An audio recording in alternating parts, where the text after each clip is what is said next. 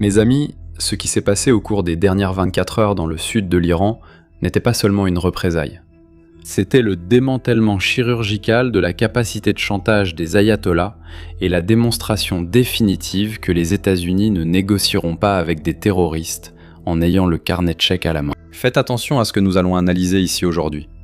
Ce que les médias traditionnels appellent une escalade au Moyen-Orient, les militaires appellent une opération de nettoyage. Le commandement central des États-Unis, le CENTCOM, a déclenché une tempête de feu pendant 3 heures ininterrompues. Les images divulguées ont montré la brutalité froide de l'opération.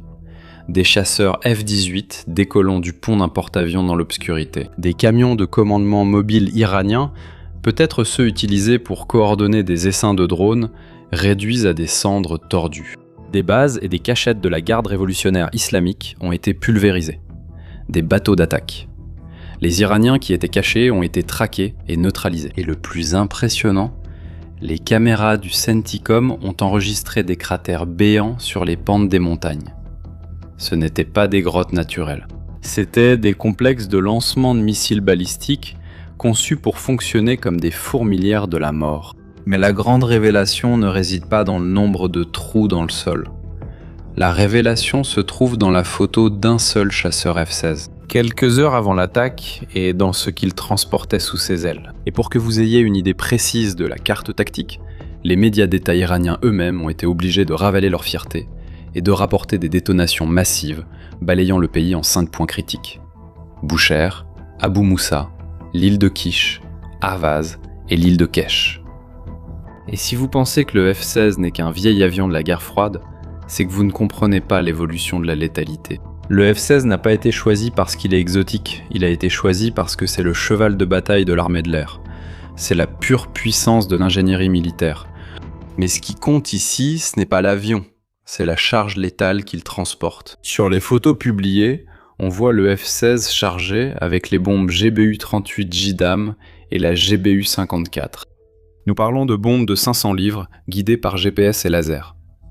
Mais la véritable terreur pour la garde révolutionnaire islamique se trouvait sur les racks plus petits. Le chasseur était armé de GBU-39. La GBU-39 n'est pas une bombe ordinaire. C'est une arme de précision absolue, avec une ogive de 100 kg et les soi-disant ailes Dimeback qui se déploient au moment du lancement. Et qu'est-ce que cela signifie en pratique ? Simao ? Eh bien, cela signifie que le pilote peut larguer cette bombe à plus de 100 km de distance. La bombe va planer silencieusement dans les airs, naviguer à travers le labyrinthe d'une ville iranienne et entrer avec une précision chirurgicale par la fenêtre exacte de l'étage où la direction de la garde révolutionnaire se cache, sans détruire l'hôpital ou l'université qui se trouve dans la rue voisine. Et le F-16 est équipé du rack spécial BRU-61 qui permet d'accrocher 4 de ces bombes dans l'espace d'une seule. En un seul passage, un seul chasseur peut décapiter simultanément 4 quartiers généraux différents de la garde révolutionnaire islamique.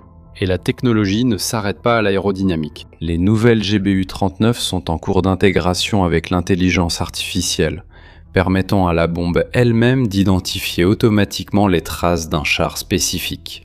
Ou la silhouette d'une antenne parabolique militaire, même si la cible est en mouvement. Et là vous vous demandez, mais Shimon, comment le pilote survit-il s'il doit viser tout cela toute la nuit ?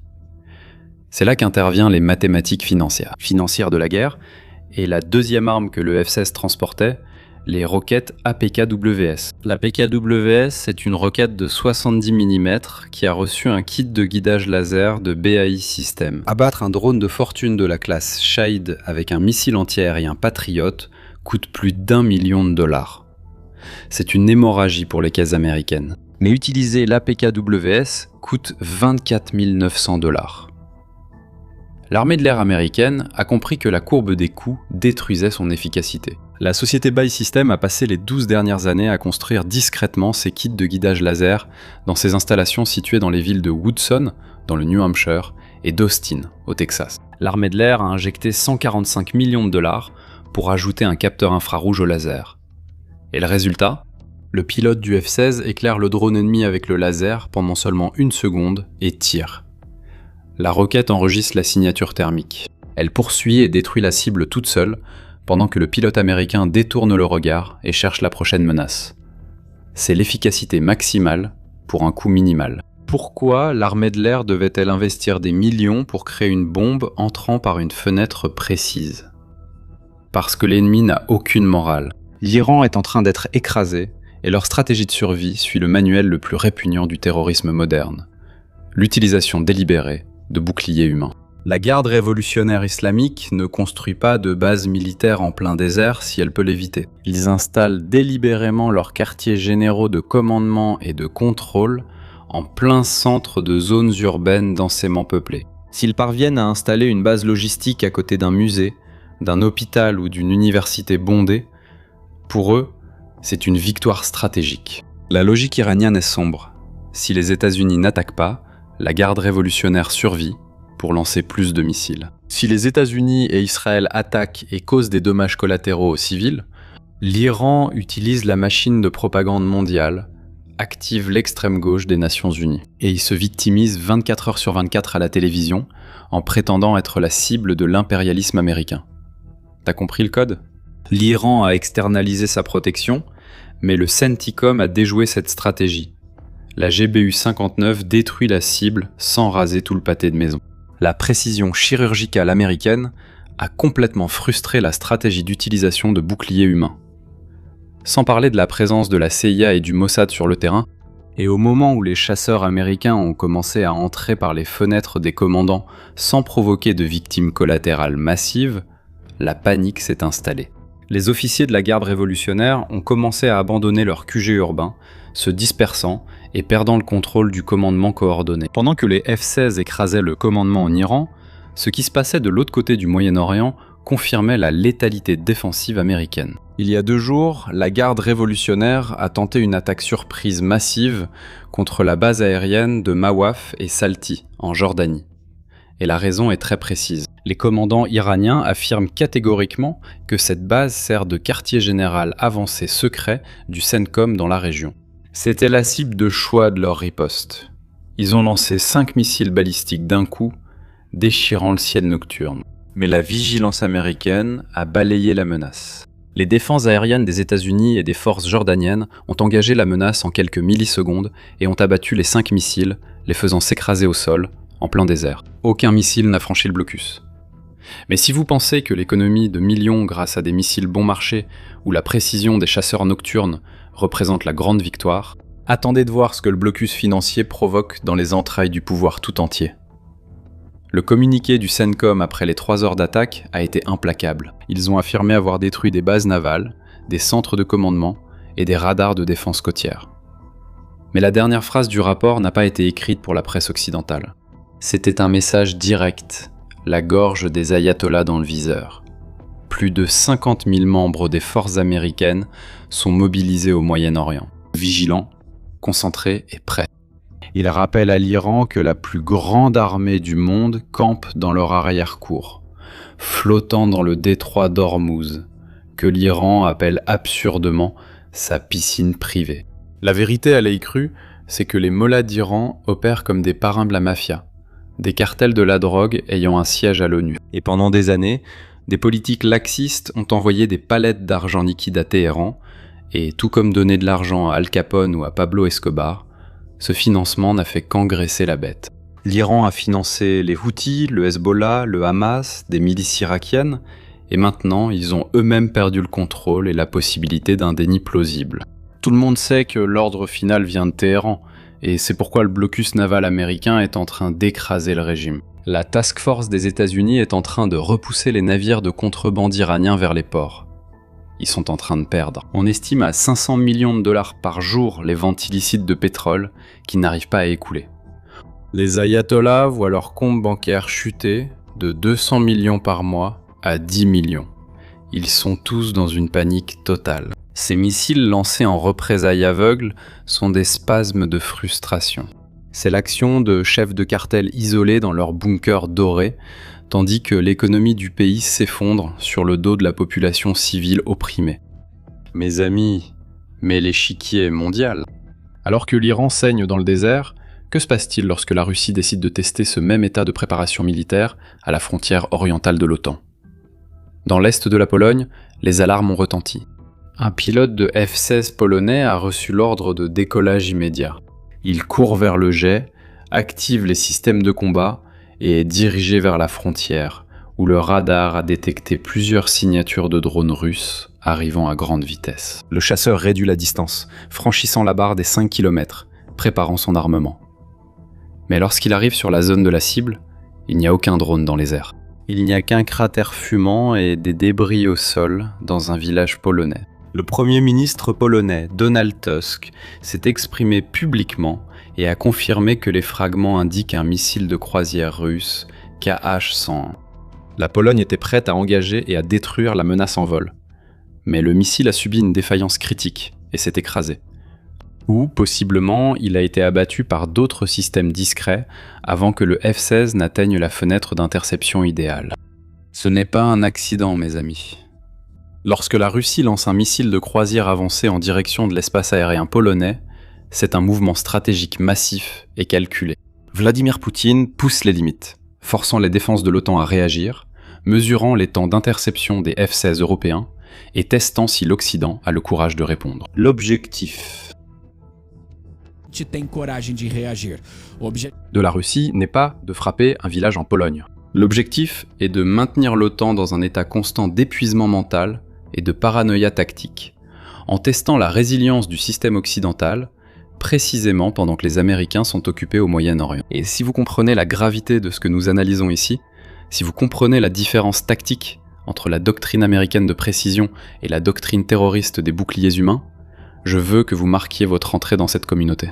Allez dans les commentaires tout de suite et tapez en lettres majuscules ces 2 mots-clés. Ce sont des codes qui vont montrer au système la taille de notre communauté d'élite. Tapez maintenant contrôle absolu et effondrement du système. Contrôle absolu et effondrement du système. C'est le mot de passe de notre analyse d'aujourd'hui. Mais si vous voulez regarder vers l'avenir, vers la prochaine décennie de suprématie militaire, vous devez comprendre comment la technologie va isoler des dirigeants comme Ayatollahs ou Poutine, et pourquoi la guerre moderne échappe au contrôle humain. Dans le jeu d'échecs en 4 dimensions de très haut niveau, ce que les journaux ne disent pas, c'est l'intégration létale entre l'aviation traditionnelle et l'intelligence artificielle. Imaginez le puissant avion d'attaque au sol A-10, le Warthog, ou le F-16 lui-même, opérant dans le ciel de l'Arabie Saoudite. Volant ensemble. Pas avec d'autres avions pilotés, mais sous le commandement de l'IA. Des entreprises comme Shield AI et Andrew changent les règles du jeu. Nous parlons d'essaims d'IA, de systèmes complexes où des dizaines de drones autonomes avancés, comme l'Andrew Fury, survolent l'espace aérien au-dessus des chasseurs pilotés. Ces drones servent de boucliers, de chasseurs indépendants ou de plateformes avancées de reconnaissance. Ils peuvent plonger pour balayer des complexes de défense aérienne ennemis sans risquer la vie d'un seul pilote humain. Et ce réseau fonctionne déjà dans le monde réel en ce moment même. Dans les coulisses tactiques de ce conflit précis, une coalition silencieuse domine le ciel. La tactique militaire létale, connue sous le nom de SEAD. Ils cartographient et détruisent physiquement les batteries de missiles antiaériens iraniennes, abattant ainsi le bouclier de l'ennemi, pour que les forces de drones nettoient ce qu'il reste. La visibilité et le contrôle que cette toile cybernétique procure sont effrayants et inégalés. L'Iran se bat avec une technologie de contrebande et une idéologie du Moyen-Âge. Les États-Unis et Israël testent déjà dans les airs l'infanterie du XXIe siècle. Maintenant, faites attention. La suprématie technologique détermine qui vit et qui meurt dans les guerres actuelles. Et qui n'a pas l'outil létal au moment précis de l'impact. Il ne devient qu'un cratère de plus, oublié dans les livres d'histoire. Aujourd'hui, la ressource la plus précieuse au monde, c'est l'attention. Et pour l'entrepreneur, le professionnel, ce qui fait le plus mal à l'âme, c'est d'être le meilleur dans ce qu'il fait et de ne pas être vu. Vous possédez de vastes connaissances et une grande entreprise, mais personne ne vous connaît. Avez-vous remarqué combien il est difficile pour les gens de suivre des contenus sérieux sur les réseaux sociaux ? On dirait que seuls les danses et les mèmes deviennent viraux. J'ai pensé pareil. Il y a 15 ans à la radio et à la télévision, j'ai compris que se forger une autorité dépend principalement du contenu et d'une stratégie solide.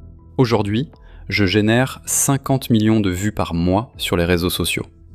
Les chiffres sont clairs et monétisé en dollars. Je recrute maintenant des entrepreneurs et des professionnels qui sont les meilleurs dans leur domaine, mais qui restent encore invisibles. Des personnes qui veulent sortir de leur bulle, être reconnues sur le marché et monétiser tout ça. Le jeu maintenant, c'est celui des médias, mon ami. Pour briser cette barrière de l'invisibilité, tu dois devenir une entreprise médiatique. Et la réalité, c'est que ton identité ne peut pas être sous-traitée. Le propriétaire doit se montrer et diriger la vision de l'entreprise. L'époque où l'on pouvait filmer avec son téléphone, sans aucune autorité, et réussir à vendre est révolue. Le numérique demande du professionnalisme. Je suis sûr que tu comprends tout ça, tu ne sais juste pas comment le mettre en pratique. Alors le 16 août, je vais organiser une immersion 100% présentielle, enfermée avec moi dans mon studio à Curitiba. Je vais te guider personnellement dans la construction de ton autorité avec la méthode létale qui m'a amené jusqu'ici. Le QR code est à l'écran maintenant. Le lien est dans la description et dans le premier commentaire épinglé. Mais là, je dois être franc. Il ne reste que quelques places. Quand la dernière sera prise, la porte d'acier se referme, et là, c'est fini. Cliquez sur le lien tout de suite. Et venez me rencontrer en personne pour découvrir comment moi, en parlant d'un sujet aussi important, aussi dense et profond, j'ai réussi à entrer chez vous, dans votre maison. Et pour vous qui êtes restés avec moi jusqu'ici, je vais vous recommander 2 séries fantastiques qui parlent des conflits au Moyen-Orient. Elles sont sur notre chaîne avec des conseils de séries et de films. On dirait qu'Hollywood savait déjà ce qui allait se passer. Eh oui mes amis. Alors cliquez sur le lien dans le commentaire épinglé et sur l'affiche qui va apparaître sur votre écran, accédez à une sélection de titres pour ne plus perdre de temps. Sans culture woke, sans plainte inutile, il suffit de cliquer et de profiter avec votre famille le week-end. Maintenant, abonnez-vous à la chaîne, activez la cloche des notifications et laissez un like sur la vidéo. Et si vous pensez que ce contenu mérite d'atteindre des milliers de Brésiliens comme vous, vous pouvez devenir membre et recevoir nos contenus en avant-première. Maintenant, blinde ton esprit. Je suis Shimon Oliveira et je t'attends dans la prochaine vidéo. À bientôt!